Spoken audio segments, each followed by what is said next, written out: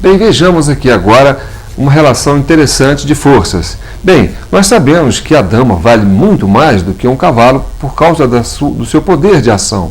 Sabemos também que uma torre vale mais do que um cavalo pelo seu poder de ação, que o cavalo é muito truncado, mas o cavalo tem as suas vantagens. Observe que as duas torres estão numa situação em que a dama ataca o cavalo, mas a torre não ataca.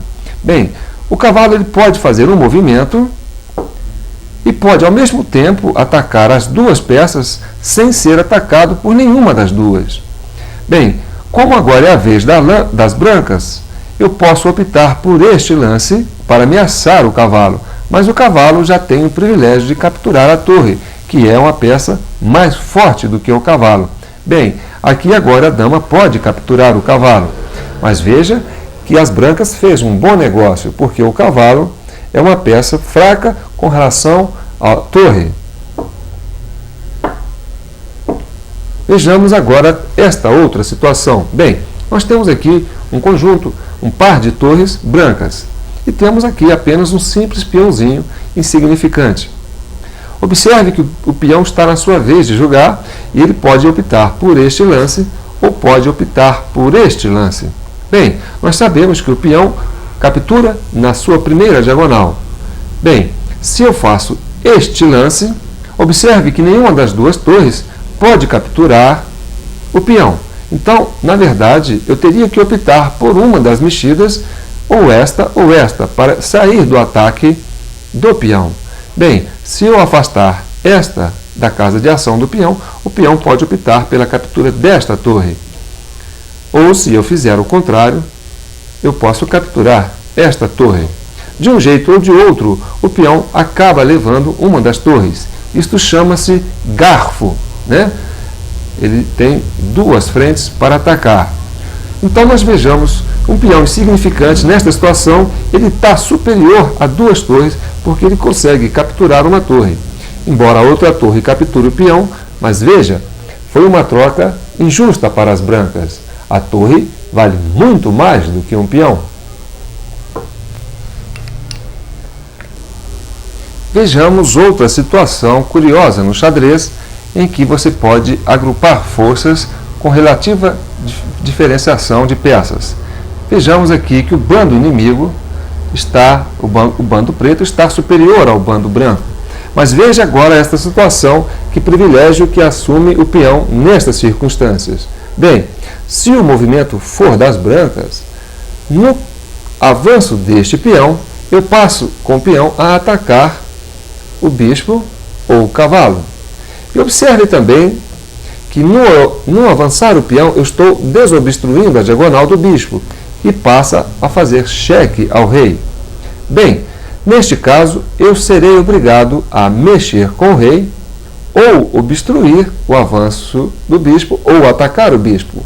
Como nenhuma das minhas peças pode atacar o bispo, eu posso optar por este lance. Bem, esta seria uma decisão infeliz, porque no próximo lance eu terei que promover através desta captura. Se eu estou promovendo, eu posso optar por uma dama. Veja agora que eu tenho um ataque direto ao rei com a dama.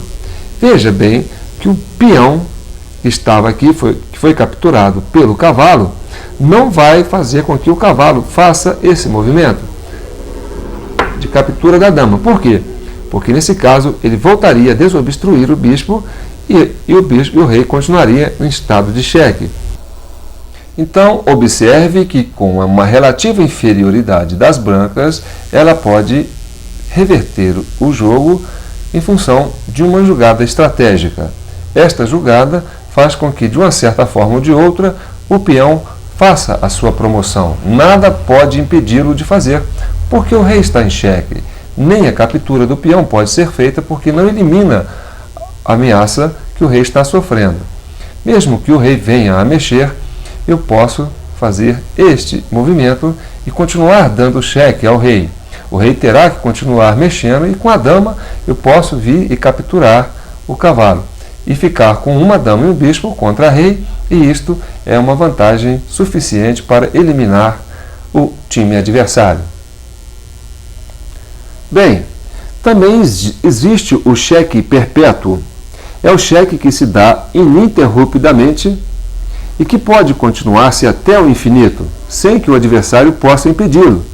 Será estudado mais adiante com pormenores ao tratarmos das partidas empatadas. Checkmate. Como já se viu, quando o rei não pode fugir do cheque, nem pode desfazê-lo, está mate, e o seu bando perdeu a partida. Checkmate, pois, ou simplesmente mate, é o cheque decisivo, inelutável, que conclui a partida. A mate, quando, após o cheque adversário, o rei não pode fugir a alguma casa onde não fique em cheque. Não é possível interromper nenhuma peça entre o rei e a peça que dá cheque. E não é possível tomar a peça que dá o cheque. Vamos observar esta seguinte situação. Bem, é a vez das pretas. O cavalo faz este movimento. Veja agora que neste movimento o cavalo passa a atacar o rei. Então o rei está sobre a situação de cheque. Ele tem que sair dessa situação. Veja que ele não pode usar esta casa porque esta casa está sendo atacada por este rei. Não pode usar essa que também está sendo atacada pelo rei. Ele não pode avançar porque esta casa está sendo bloqueada pelo seu peão. E não pode permanecer aqui porque também está sendo ameaçado esta casa pelo ataque do cavalo. Bem, ele não tem uma outra peça que possa eliminar o cavalo para tirar a situação de cheque. Então, esta é uma situação de checkmate. Agora vejamos esta outra situação.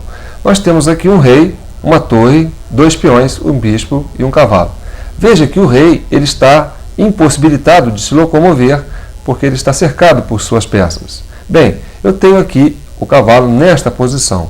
Se o lance for das brancas, eu posso fazer este movimento com o cavalo.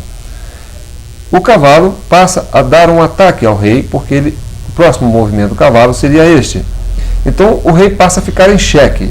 Como o rei não tem nenhuma casa para mexer e não tem nenhuma peça que possa capturar o cavalo, o rei está em checkmate.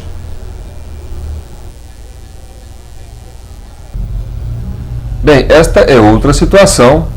O rei está protegido por uma fileira de peões. Bem, eu tenho aqui uma torre branca na sua casa inicial. Se o movimento for das brancas, eu posso fazer este movimento com a torre e ameaçar um cheque direto ao rei. Observe que o rei não pode avançar porque as casas pela frente estão bloqueadas pelos peões. Ele possui apenas 2 casas para se locomover. Bem, nenhuma dessas mexidas elimina a possibilidade do rei continuar em xeque. Então, como o rei não pode permanecer e não tem para onde ir, e não pode capturar nem interromper o ataque da torre, ele está em checkmate.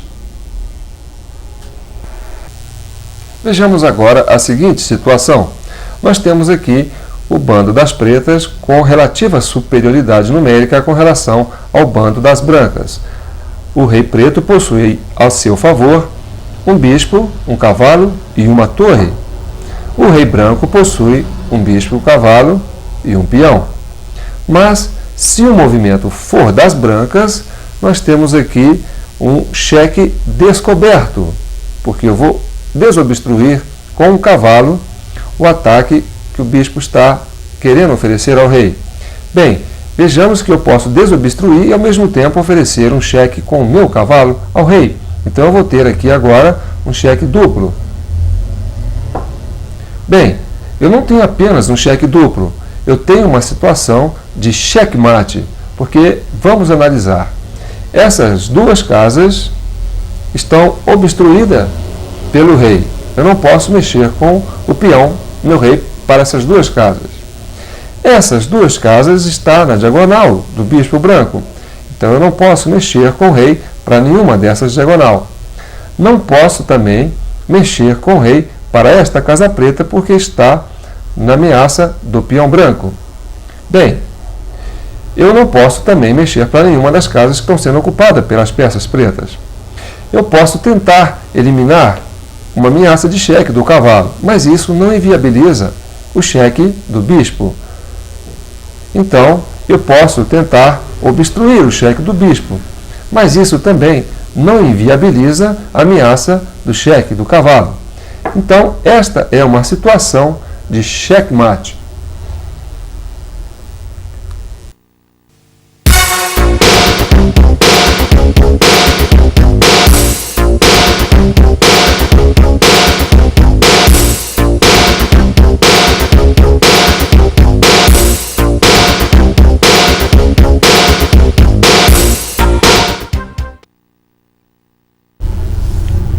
Bem, existem várias maneiras de empate.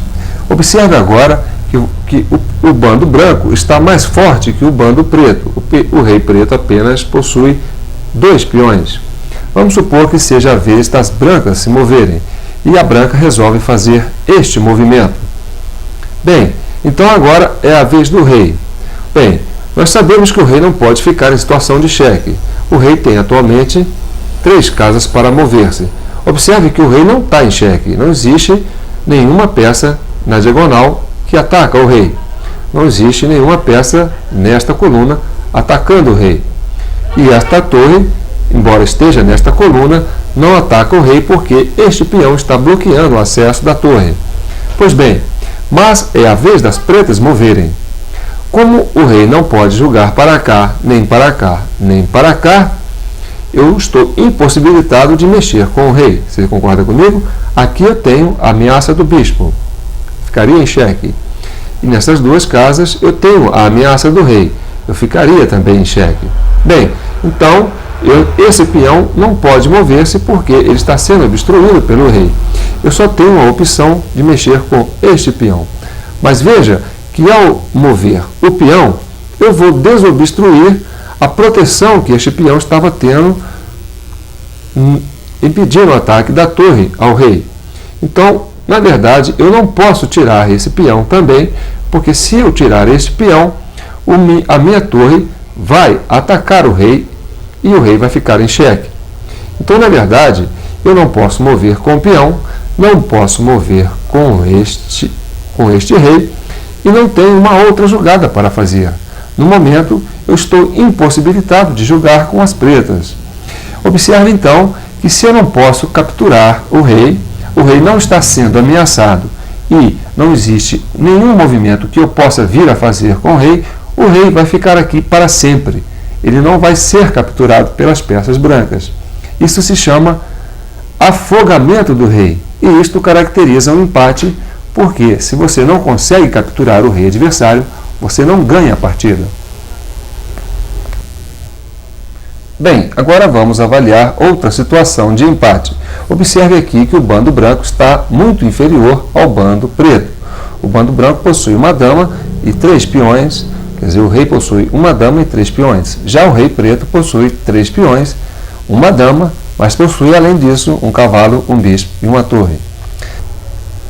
Nestas circunstâncias, seria muito difícil a branca procurar uma vitória nesta partida. Bem, ela pode contar com a expectativa de conseguir um empate. Vejamos então o que pode acontecer. Bem, agora é a vez das brancas se moverem. Eu posso pegar a minha dama e ameaçar o rei adversário dando cheque. Observe que estas casas aqui, não existe nenhuma casa que possa bloquear esse ataque do rei. O cavalo não consegue chegar, o bispo não consegue chegar, a torre não consegue chegar e a dama não consegue chegar por causa desse bloqueio do peão. Observe também que o rei só tem 4 casas para mover. Na verdade, esta casa está impossibilitada em função do peão. Então, na verdade, eu passo a ter esta casa apenas, porque o rei estando aqui, essas 2 casas ainda continuam ameaçadas pela dama. E esta casa ameaçada pelo peão. Então eu posso apenas fazer este movimento com o rei para me livrar do cheque da rainha. Bem, após este movimento, eu vou pensar da seguinte maneira. Posso continuar com a minha dama oferecendo uma pressão no rei. Então eu volto a dar cheque no rei. Bem, observe que o bispo está na diagonal branca. Ele pode vir até aqui, ele não oferece uma ameaça à dama. Observa também que a torre não pode vir para cá para bloquear o ataque da dama por causa da obstrução deste peão. O mesmo acontece com a dama, que não pode vir para cá porque o bispo impede. Então, nada obstrui o ataque da dama. Então, eu seria obrigado a mover o rei. Bem, nós sabemos que o rei não pode mexer para cá nem para cá porque continua sob a ameaça da dama. Esta casa continua bloqueada pelo ataque do peão. Então, eu continuo tendo apenas esta casa para mover-se. Então, eu posso continuar fazendo esta pressão ininterruptamente, eternamente. Eu jogo para cá, o rei só tem esta casa para mexer. Eu volto para cá, dou cheque no rei, ele só tem essa casa para mexer. Então, eu vou estar sempre obrigando o rei a mexer. Então, eu posso, com as brancas, manter esta situação eternamente. Isto caracteriza um cheque perpétuo e isso caracteriza um empate num jogo de xadrez.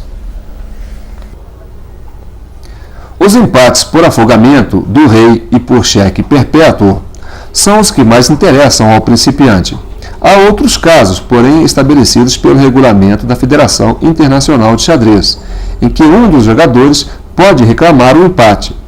Tem menos aplicação prática pela menor frequência com que surgem tais situações. Mesmo assim, todo enxadrista deve conhecê-las, especialmente para os jogos oficiais. Haverá empate quando a mesma posição se repetir 3 vezes. O empate deve ser reclamado nesse momento. Não poderá ser reindicado mais tarde, depois que a posição se tiver modificado. Isto é, o que se denomina empate pelo retorno de posição ou pela repetição de lances. Ainda de acordo com o regulamento internacional, cada jogador pode, em qualquer momento da partida, exigir do seu adversário que lhe dê mate em 50 lances. Se o mate não sobrevier após esses 50 lances, será declarado o empate. Mas se recomeçará a contar os 50 lances após cada captura ou movimento de peão. Bem, também consideramos empate quando não existe força suficiente para executar um cheque-mate no rei. Por exemplo, quando uma partida termina com apenas 2 reis no tabuleiro, ou apenas um rei e um cavalo contra rei, ou um bispo e um cavalo contra rei. Peão e rei contra rei só pode terminar com vitória se o bando que possuir o peão conseguir promover o peão na 8ª fileira por uma dama ou uma torre.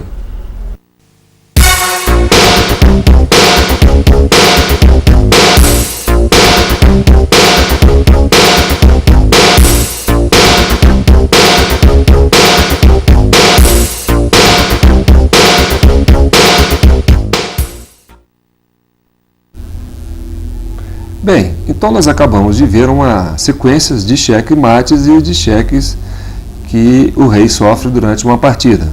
Como você pode ver, o rei é a peça mais estratégica do tabuleiro. E para isso, nós temos que desenvolver todos os esforços para capturar o rei do adversário e também temos que desenvolver esforços para proteger o nosso rei o máximo possível do adversário. E para isso existe uma jogada que se chama roque. O roque é um movimento combinado de rei e torre, que vale por uma jogada só. Trata-se, pois, do único lance em que se movem simultaneamente 2 peças do mesmo bando. O roque, portanto, consta de 2 fases e efetua-se da seguinte forma: o rei, desde a sua casa inicial, movimenta-se 2 casas à direita ou à esquerda em sentido horizontal, na direção da torre que vai rocar. A torre correspondente desloca-se horizontalmente, pula por cima do rei e coloca-se ao lado deste. Há 2 tipos de roque, o roque pequeno e o roque grande. Então vamos demonstrar isto na prática. O rei ainda não se moveu, encontra-se na sua casa inicial. A torre ainda não se moveu, encontra-se na sua casa inicial. Então, eu posso fazer este movimento, caracterizo o roque. Veja bem que o rei sempre anda uma casa de cada vez. Ele jamais tem o privilégio de andar duas casas. Mas esta é uma jogada sui generis e acontece uma vez só durante uma partida para cada bando. Ou talvez nem venha a acontecer. Pois bem, se nós realizamos aqui o roque pequeno, nós podemos também, com a torre da dama, realizar o roque. Mexe-se duas casas com o rei e pula com a torre. Este é o roque grande. Por que a diferença grande e pequeno? Bem, o rei sempre vai deslocar duas casas, ou para cá ou para cá. Se ele optar pelo roque pequeno, ele desloca-se duas casas. A torre pula duas casas. No roque grande, ele continua deslocando duas casas. Só que agora a torre pula três casas. Por isto que este roque da dama com a torre da dama, é o roque grande. E este, com a torre do rei, é o roque pequeno. Bem, agora você me pergunta para que serve este roque? Bem, o roque, geralmente, quando você está começando uma partida, você vai ter que combinar os seus movimentos de peças que te dê duas funções. A primeira, concentrar o maior número de forças de peças atacando o rei do adversário. E segundo, fazer a melhor proteção possível para o seu rei. Então vejamos uma abertura normal numa partida de xadrez. Você sabe que a dama e o rei está sempre a dama na casa branca e o rei branco na casa preta. Bem, você sabe também que o cavalo independe de abertura de peões para poder se locomover. Então eu posso, no primeiro lance das brancas, mover este cavalo e posso também mover este outro cavalo. Certo? Observe também que eu posso depois abrir um peão. Bem, com esta abertura do peão, eu já liberei esse bispo. Então, olhe bem este lance. Então, tenho 1, 2, 3, 4 lances. Vou mover mais um peão no quinto lance e tenho agora a abertura para este bispo sair. Bem, então eu tenho 1, 2, 3, 4, 5, 6 lances. Nestes 6 lances, eu já liberei 4 peças médias de ataque. Bem, eu agora posso colocar a dama aqui. Então, veja bem, eu tenho agora as torres e o rei ainda na sua posição inicial.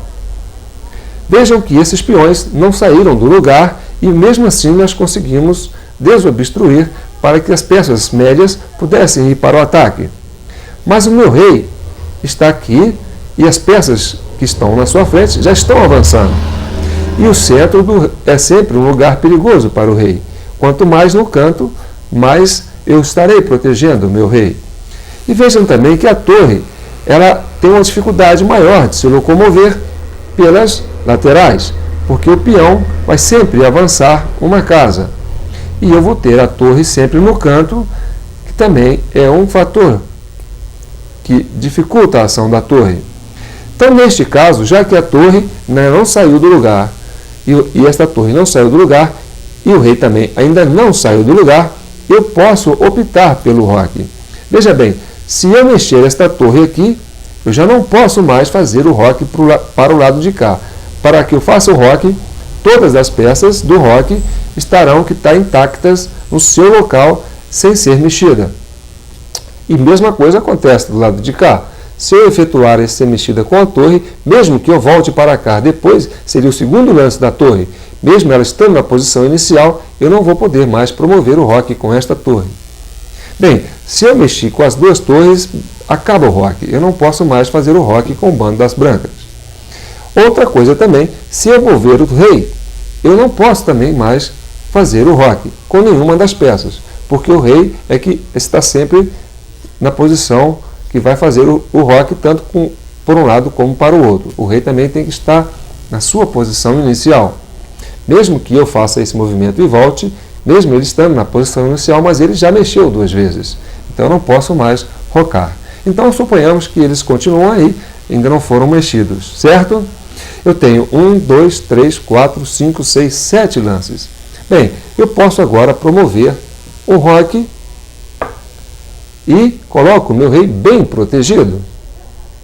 E também tenho a opção de depois colocar a torre nesta coluna do centro, porque esse peão vai estar avançando. Ele vai precisar de uma pressão para se manter dentro do tabuleiro. E a torre pode oferecer esse apoio para ele. E essa torre depois pode vir para o centro e nós temos agora uma formação capaz de fazer uma pressão forte no centro, dominar o centro do tabuleiro e, ao mesmo tempo, resguardar o nosso rei do adversário. Esta é a função principal do roque no jogo de xadrez.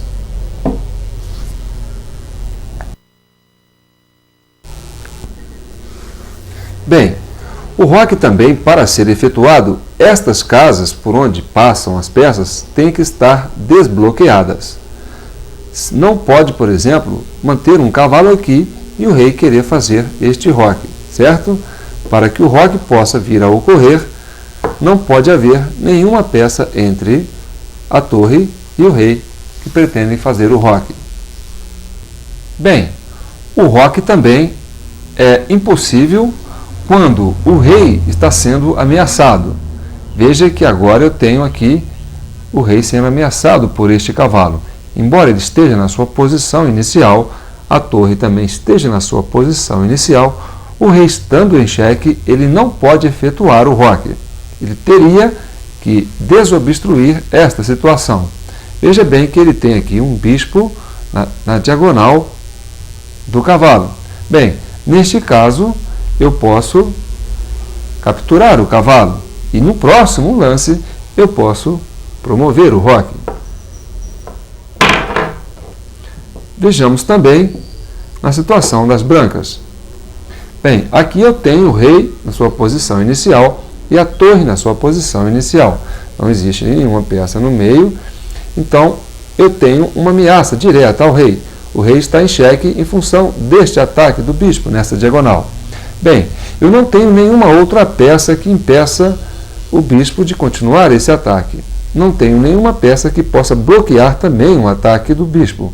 Então, eu vou ser obrigado a mexer o rei. Neste caso, eu vou perder o roque na minha partida. Isto é, mexendo com o rei, eu perco o privilégio de efetuar o roque. Eu vou ter a minha torre no canto, vou ter que sair com ela de lá de qualquer jeito e vou ter o meu rei mais vulnerável do que se eu tivesse feito o roque. Outra situação de impedimento do roque também acontece quando você tem que passar pelo rei por uma casa que está sendo ameaçada por uma peça adversária.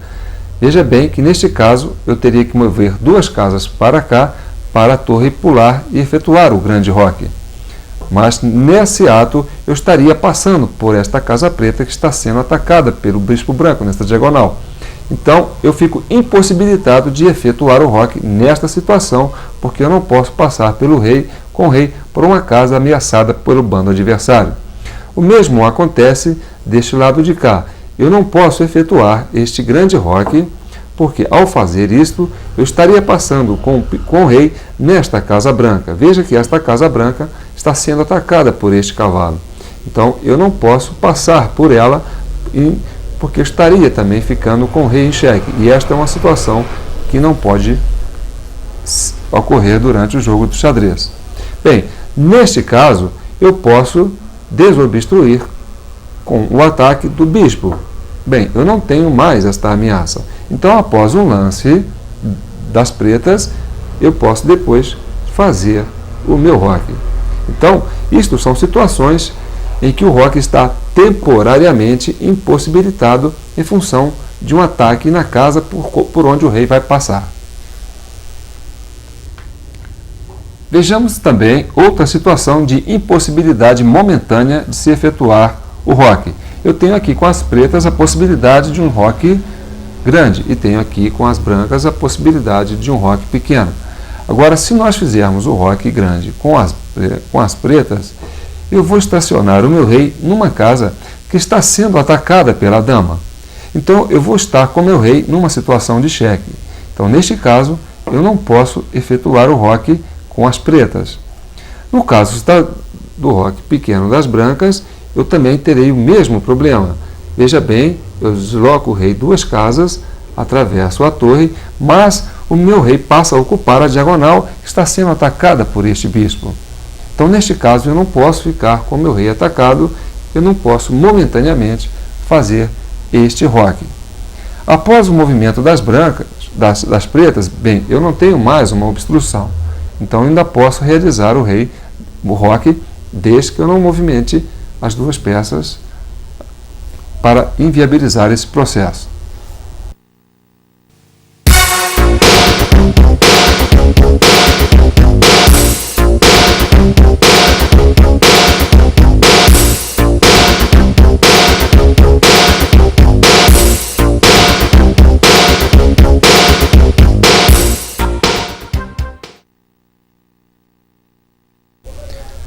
Bem, é muito importante você conhecer a relação de força no jogo de xadrez.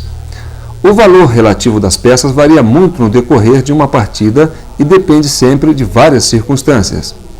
Em determinado momento, em determinada posição, uma dama pode ser inútil, enquanto um peão dá mate. Mas, em geral, o valor das peças é aproximadamente proporcional ao número de casas que dominam desde o centro do tabuleiro. Considerando, pois, o máximo possível do poderio de cada peça e dando ao peão o valor de unidade, pode organizar-se a seguinte tabela. Bem, o peão valeria 1 ponto. O cavalo e o bispo valeriam 3 pontos. Há quem diga que o bispo tem uma força um pouquinho maior do que a do cavalo, pela capacidade dele se locomover de um lado ao outro do tabuleiro. Já a torre vale 5 pontos. Esses 2 pontos a mais que a torre tem sobre o bispo, a gente acredita que seja talvez por causa da capacidade que ela tem de bloquear a passagem do rei. Veja bem que se o bispo estiver dividindo o tabuleiro nesta diagonal, eu posso, com o rei, ultrapassar o bispo e continuar a caminhar. Com a torre, eu não posso ultrapassar para o outro lado com o meu rei. Então, a torre tem uma força maior do que o bispo, em outras circunstâncias também, porque a torre consegue atuar em todas as casas do tabuleiro e o bispo só consegue atuar na casa da cor que ele está atuando. E o cavalo também, por ser uma peça lenta, ele tem a dificuldade de chegar a um determinado ponto para socorrer um bando, o seu mesmo bando. Bem, a dama tem 9 pontos e há aqueles que dão até 10 pontos para a dama. Uma dama costuma valer por 2 torres. Uma dama costuma valer por um bispo e 2 cavalos. Certo? Então nós sabemos que um cavalo vale 3 e o peão vale 1. Por exemplo, 3 peões podem valer um cavalo em determinadas situações. Há quem dê até 11 pontos para a dama. Teoricamente, o bispo e o cavalo têm sido considerados de igual valor. A prática moderna, porém, reconhece quase sempre que o bispo é um pouco mais forte. 2 bispos e rei dão mate facilmente ao rei adversário. Bispo e cavalo dão mate com bastante dificuldade, mediante manobras que devem ser minuciosamente estudadas. 2 cavalos não poderão forçar o mate se o rei inimigo se defender corretamente. O bispo vale frequentemente mais do que 3 peões. O cavalo raramente equivale a tanto e pode mesmo valer menos. Mas dama e cavalo podem ser mais fortes que dama e bispo. Em geral, o bispo vale mais do que o cavalo nas posições abertas. Nas posições fechadas, o cavalo torna-se mais forte porque ele tem o privilégio de poder pular peças. 2 torres podem equivalerem a uma dama. Em alguns casos, sim, em outros casos, não. Uma dama equivale também a torre, bispo e cavalo, ou cavalo e 2 bispos. O rei não pode ser avaliado comparativamente. Tem valor absoluto, porque a sua captura significa o fim da partida. Mas, deixando de lado essa qualidade essencial, consideram-se apenas a sua força e o seu raio de ação. É evidente que o rei é uma peça defensiva, desde o começo da partida até o meio-jogo. À medida, porém, que as peças vão sendo trocadas e se aproximam ao final, o rei vai se tornando uma peça ofensiva. Nos finais de peões, ou quando restam apenas uma ou 2 peças menores, a força do rei, como peça ofensiva, é levemente superior à de um bispo.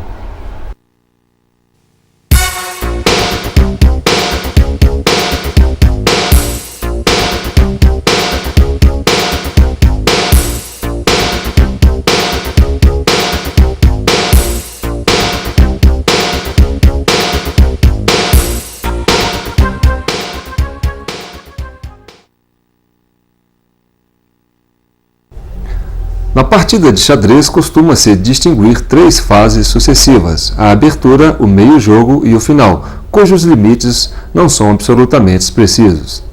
Não é possível nem é necessário delimitar com rigor e exatidão o começo e o fim de cada uma dessas fases. Aliás, está claro que uma partida pode terminar logo na abertura se o mate sobrevier nos primeiros lances, ou se por ter cometido um erro grosseiro ou por achar evidente a derrota, um dos jogadores abandonar. Em termos gerais, a abertura corresponde aos lances iniciais da partida. A abertura caracteriza-se pelo desenvolvimento. Desenvolvem-se as peças, procurando-se dar-lhes uma disposição sólida que garanta a defesa e permita um ataque eficiente. Alguns peões avançam e certas linhas de ação abrem-se.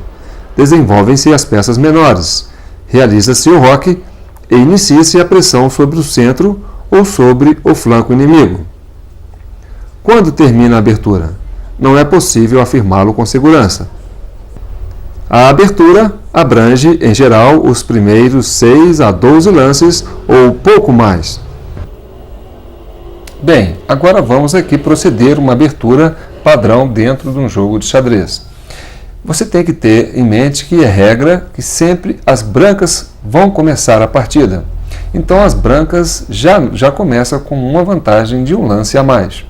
Isso sempre vai acontecer. Não existe uma partida de xadrez em que a preta inicie o jogo. Sempre a branca inicia o primeiro lance.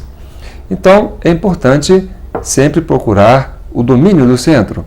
Esta é uma abertura muito importante porque automaticamente você liberou aqui um bispo, a dama e o bispo, certo?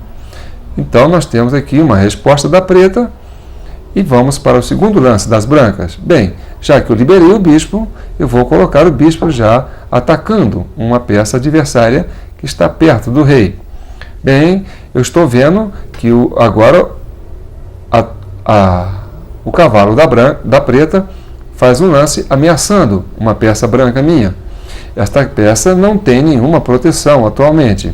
Então eu posso desenvolver uma outra abertura, ao mesmo tempo liberando o cavalo para a linha de ação e protegendo esta peça no centro, para evitar uma captura deste cavalo. Bem, agora eu tenho uma outra jogada das pretas. A preta vai aproveitar e liberar o seu peão, o seu bispo. Ela pode pôr o bispo aqui ou pode pôr o bispo aqui. Aqui ela ataca o cavalo. Aqui ela faz o mesmo papel que eu estou fazendo com esse bispo.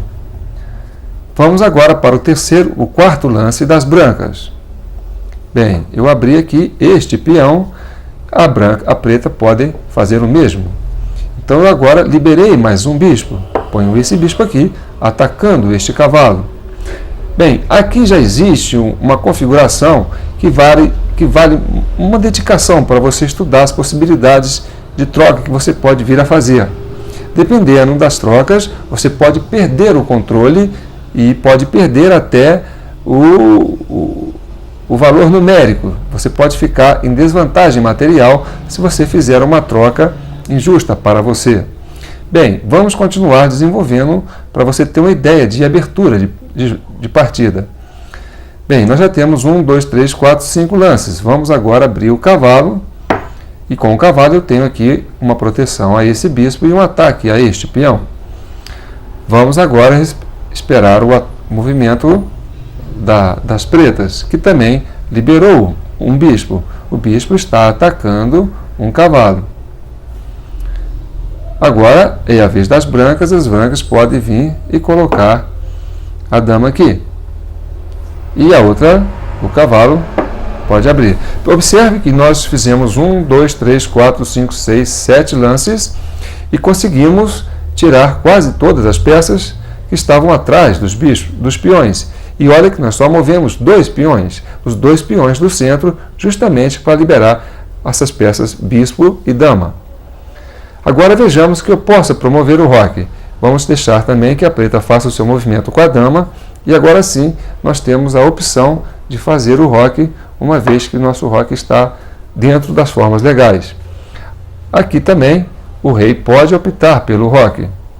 Bem, então nós já temos 1, 2, 3, 4, 5, 6, 7, 8 lances.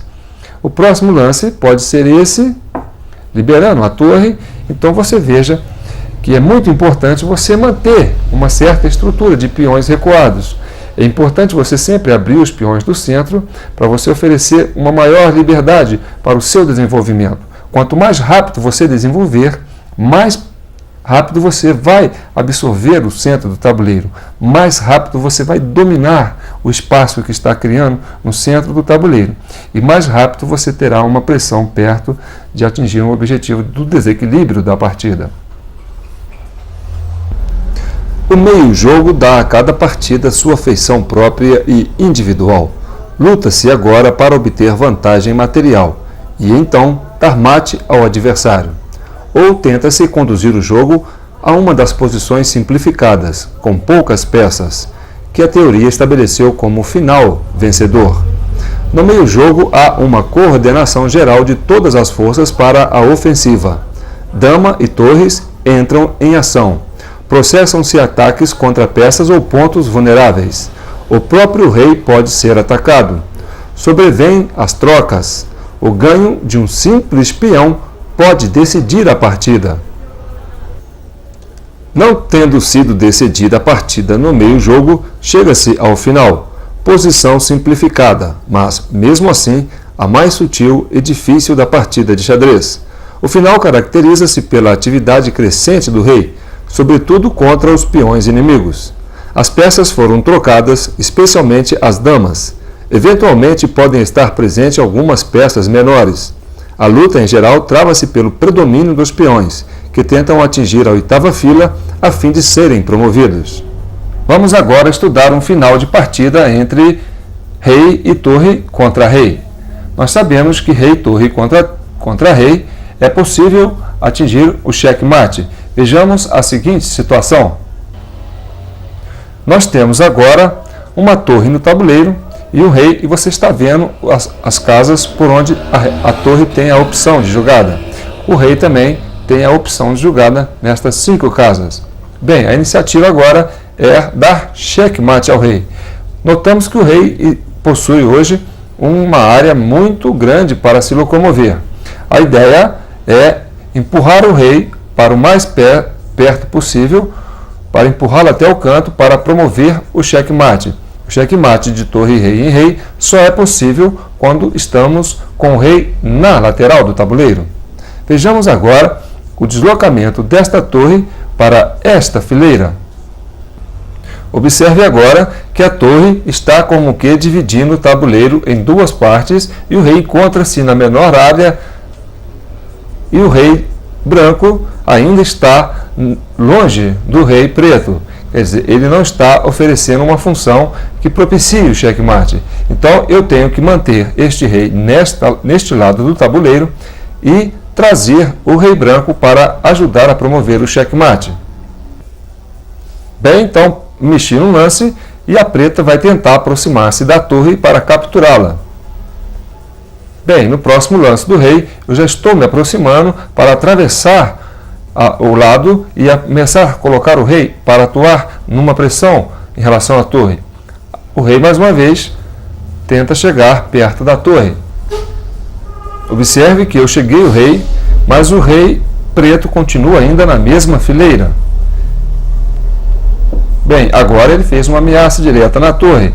Bem, eu posso andar com a torre por esta coluna para me livrar da ameaça do rei, mas eu prefiro andar com ela na fileira para continuar impedindo com que o rei volte para o lado maior do tabuleiro.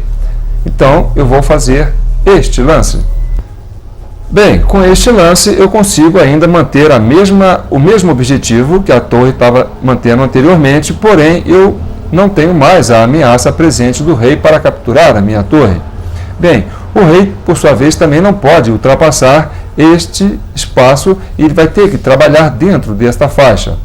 Bem, ele pode querer continuar para o canto, mas pode querer continuar para o centro. Vamos supor que ele queira fugir para o canto. Para as brancas, esta é uma jogada excelente, porque nós podemos continuar oferecendo pressão e empurrando cada vez mais ele para o canto. Bem, observe agora que o rei tem apenas estas 6 casas para poder se movimentar. Bem, ele vai tentar aproximar-se da torre para tentar uma captura, mas no momento a torre está sendo protegida pelo rei, então o rei não pode aproximar-se do rei em função de ficar em xeque. Neste caso, o rei terá que fazer um outro lance. Vamos supor que o rei, por isso mesmo, decida fazer este movimento para tentar inibir a torre de se afastar do rei. Bem, eu posso manter a torre e mover o meu rei. Assim eu continuo me aproximando do rei inimigo sem tirar a torre e sem tirar o rei desta área que já está reservada para ele. Bem, agora sim o rei terá que afastar da torre, porque ele não pode capturá-la e nem pode avançar por essas outras partes. Então, ele tenta o mais perto do centro possível, evitar o canto. Bem, agora sim eu posso começar a usar a torre para espremer o rei para o canto, e a torre agora passa a oferecer uma oposição direta ao rei inimigo. Observe agora que o rei tem apenas essas 4 casas para se mexer. Então vamos dizer que o rei prefira mexer para esta casa, evitando assim o canto, que ainda é pior lance para ele. Bem, eu vou agora continuar empurrando meu rei e oferecendo esta pressão do rei para rei. Observe agora que o rei está fazendo esta oposição e a torre fechando esta casa. Ele agora só tem um lance a realizar, que é o lance para a Casa Branca. E em seguida nós desceremos com a torre e provavelmente faremos o checkmate. Bem, então observe como o bando branco conseguiu tomar conta deste canto. E agora o rei está em situação de checkmate, porque o rei não pode permanecer nesta casa em função do ataque da torre. E não pode se locomover para nenhuma das 3 casas possíveis, porque aqui tem o domínio da torre e aqui tem o domínio do rei. Bem, eu promovi um checkmate para você ver, inclusive utilizando-se das taxas brancas com torre e dama, do torre e rei contra rei. Agora você vai fazer o checkmate de dama e rei contra rei. É claro que se você acompanhou o processo de torre e rei, você terá muito mais facilidade de utilizar a dama com o rei para providenciar um checkmate no rei. Porque a dama, além de fazer o papel da torre, ela também faz o papel do bispo. Então, agora eu vou deixar por sua conta para você fazer este exercício.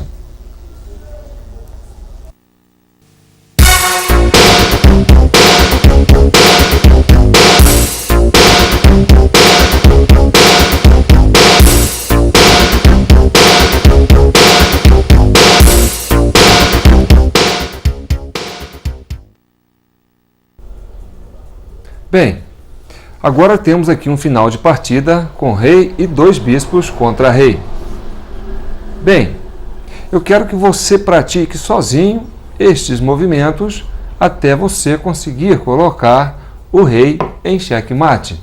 Não importa quanto tempo você gaste, o importante é que você faça esses exercícios e, se possível, peça alguém para fazer o papel do rei, para que ele ofereça um raciocínio em contraposição à sua estratégia que você quer adotar para capturar o rei. Bem, eu vou dar uma ajudinha para você ter uma ideia do que você tem hoje no tabuleiro. Veja, esta aqui é uma diagonal preta e esta é uma diagonal preta e este é o bispo branco da casa preta. Este é o bispo branco da casa branca que está atuando nestas diagonais brancas. Observe o seguinte, que o rei ele pode atravessar de um lado para outro do ataque do bispo, ao contrário da torre que tinha aquela capacidade de conseguir bloquear a passagem do rei. O rei ele pode usar a casa branca para ultrapassar uma ameaça do bispo. Neste caso, será interessante que você faça com que o bispo branco e o bispo preto estejam juntos, lado a lado, para poder travar a passagem do rei. Para isso, você terá que promover este lance. Observe agora que você criou um bloco maciço. Você tem um bispo branco tampando a diagonal branca e um bispo preto fechando a diagonal preta. Isso vai impedir com que o seu rei atravesse o tabuleiro. Bem, o seu rei vai tentar sempre vir para o centro do tabuleiro. E você vai começar também a utilizar o peão, o rei, para espremer o rei adversário para o canto. Observe então que você conseguiu criar um bloco maciço aqui, mas você não conseguiu criar um bloco maciço aqui. Então é interessante que você limite esta área do rei e para isso você jogue o bispo nesta casa. Observe agora que o bispo, junto com outro bispo, conseguiu fechar com dois maciços, mantendo o rei dentro desta área.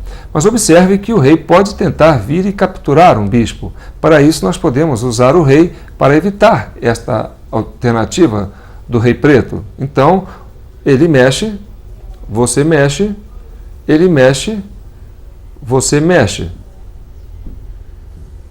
Veja que o rei não consegue penetrar aqui em função dos bispos que estão atacando e também em função do rei. Então, nós temos esta configuração.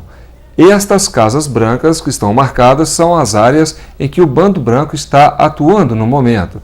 Veja a diagonal do bispo branco, a diagonal do bispo preto. Está faltando uma peça aqui. Pronto, agora eu fechei a diagonal do bispo preto e o rei com sua área em volta dele. Bem, eu agora posso mexer com o rei, vou mexer para cá para tentar permanecer no centro do tabuleiro. Veja que, independente do rei, esse bispo está bloqueando essas duas casas e esse bispo está bloqueando estas duas casas. Então, os bispos, por si só, conseguem impedir com que o rei saia desta área ou aproxime dos bispos. Bem, agora com o rei eu posso tentar fazer oposição ao rei preto, e ele agora não pode mais aproximar. Ele será obrigado a deixar essas casas centrais, certo? Aí eu continuo fazendo uma oposição ao rei. Veja bem que eu estou atacando essas duas casas com o rei e ele vai tentar se livrar de mim. Bem, olha agora como é que eu vou fazer. Vou jogar o bispo para cá, impedindo com que ele atravesse nessa direção. Observe que com esse lance do rei, eu bloqueei esta diagonal do bispo branco, da casa branca. Então, aqui sim, o rei poderá tentar ultrapassar, certo? Mas vejamos que eu tenho aqui o rei bloqueando essa casa e o bispo ainda bloqueando esta casa. Bem, como parece ser a alternativa mais viável para o rei tentará fazer esta jogada. Bem, eu simplesmente posso tirar agora o rei e eu passo a ter esse bispo atuando de forma que crie o bloco maciço dos bispos, impedindo de novo que o rei faça a jogada de fuga. Bem, o rei vai tentar continuar avançando para a frente e para o centro. Bem, agora tiramos as marcas e você vai tentar, a partir deste ponto, dar o checkmate ao rei. Observe agora uma situação delicada. O rei está na sua vez de mexer. Esta é uma situação em que o rei não tem nenhuma casa da qual ele possa mexer. O bispo aqui, este bispo aqui e o rei atuando aqui. Veja que ele não está sendo atacado. Então, esta é uma situação em que o rei está afogado. Isto é um empate. Você deve evitar esta situação sempre. Bem, agora vamos chegar ao final do checkmate para você ver como que os dois bispos e o rei captura um rei inimigo. Vejamos que aqui ele está oferecendo esse bloco maciço e eu tenho aqui essas duas casas sendo ameaçadas pela dama. Bem, eu agora vou oferecer um cheque no rei. Bem, o rei está dentro do bloco maciço dos bispos. Eu vou ter que recuar para a única casa que me resta, porque essas duas casas estavam sendo bloqueadas pelo rei e essas duas casas atacadas pelo bloco dos bispos. Agora sim, eu vou continuar empurrando o bloco do bispo e assim eu tenho checkmate no rei, porque o rei está impedido de ir por esta casa que está na diagonal desse bispo, por esta, e não pode ficar aqui em função deste bispo. Esta é uma situação de checkmate. Bem, nós estamos chegando ao final deste curso e eu espero que vocês tenham tirado um bom proveito. Agora, eu gostaria que você, antes de você passar para uma partida comum, começar uma partida, pegue o seu colega, a pessoa que estava aprendendo com você, e passa a executar esses finais de partidas, esses finais elementares. Por exemplo, 2 bispos e um cavalo contra rei, bispo e torre contra rei, dama contra rei, certo? Sempre rei e dama, rei e cavalo, rei e peão. Tenta trabalhar apenas com esses finais, porque você vai ter mais facilidade de se habituar com as peças. É muito importante você fazer este exercício, porque é justamente quando você tem poucas peças no tabuleiro, então é mais fácil você desenvolver o seu raciocínio. À medida que você tem muitas peças no tabuleiro, você pode ter muitas opções e aí pode embaralhar um pouco a sua visão. Então, faça esse exercício e aos poucos você vai se tornando um excelente enxadrista e dominando a natureza de cada peça. E mais importante, descobrindo a natureza do checkmate. Isto é o mais importante para você, porque este é o objetivo principal do jogo de xadrez. É dar checkmate ao rei. Bem, eu vou ficando por aqui. Eu espero que você tenha tirado um bom proveito deste material e até a próxima!